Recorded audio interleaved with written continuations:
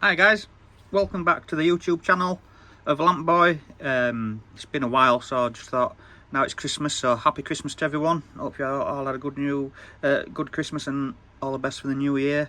Because it's been a while, I just thought I'd do a few videos because I've got some spare time now. So today I'm starting off with this lamp. It's a lamp made in France. It's an Arras lamp. It's got an igniter. I'll go through that in a moment. It's a well-used lamp and it's a nice lamp. You'll notice it looks very similar to a wolf lamp in the shape of it. Many of the lamps in continental Europe was made under license from Freewell and Wolf in Germany. I believe this is the same. When you look at the bottom of the fuel cell, it's got that bit of a flare to it. But yeah, this was made in France. I believe this is a lamp from the 1950s. The coal industry in France closed in the late 80s, I believe, and I think they were still using flame safety lamps right up until then. So let's have a look at this lamp. Like all modern safety lamps, it's twin gauze. I'll show you that in a moment. So the fuel cell unscrews.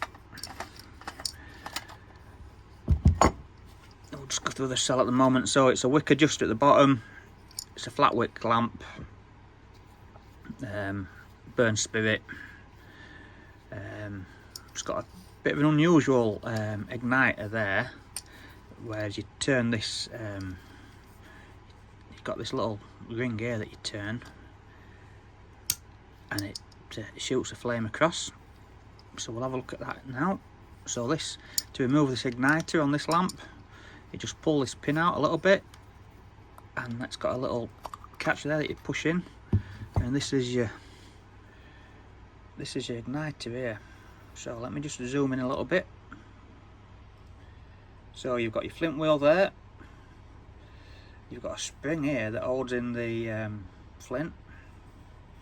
And in this mechanism here, the pin there that we pulled out, if you can see in here, I don't know if you can, it's not bright enough to see in there, but there's a little shaft that comes and engages in that slot there. So when you turn that, it turns a flint wheel, and it's on a spring.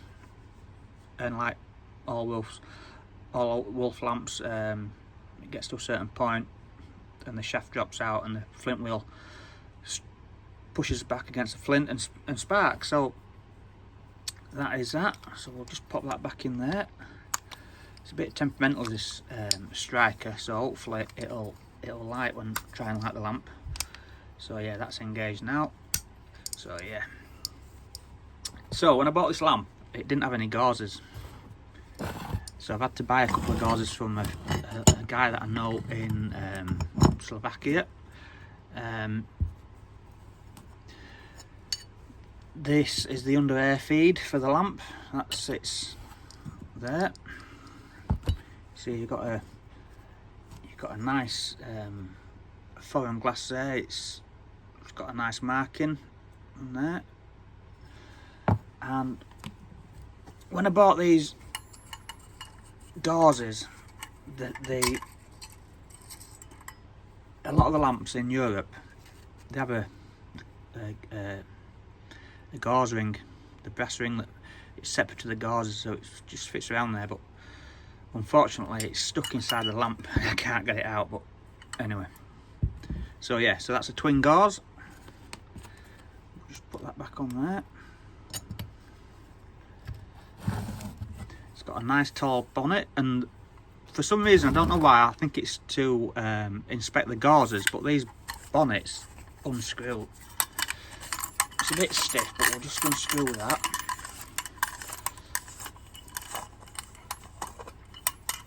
So at the end of the shift, when the gauzes were inspected, it's probably thought it was labour saving just to unscrew the top and inspect the gauzes there. But yeah, that's a nice feature of the lamp. These lamps had a magnetic lock. It sat there. This one's been deactivated. Like most wolf lamps, the lock engages in the cutouts there in the thread. That's a steel bonnet. So we'll just put this back together now, and we'll see if we can get it to light.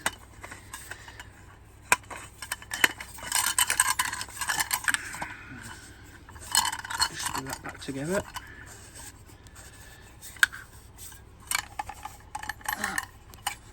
It's quite stiff as that, but yeah, that's more or less back together. So we'll just screw it back on the top of the lamp.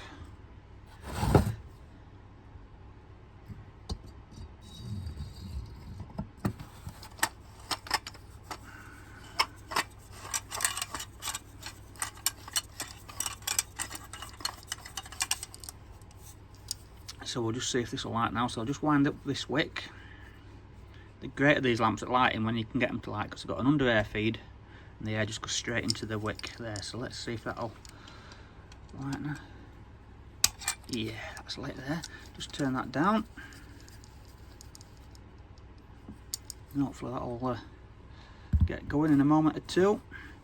So you've got the middle air feed there. There's no shut off on that, but you've got the under air feed, and obviously you've got the top of the bonnet there where the waste air comes out.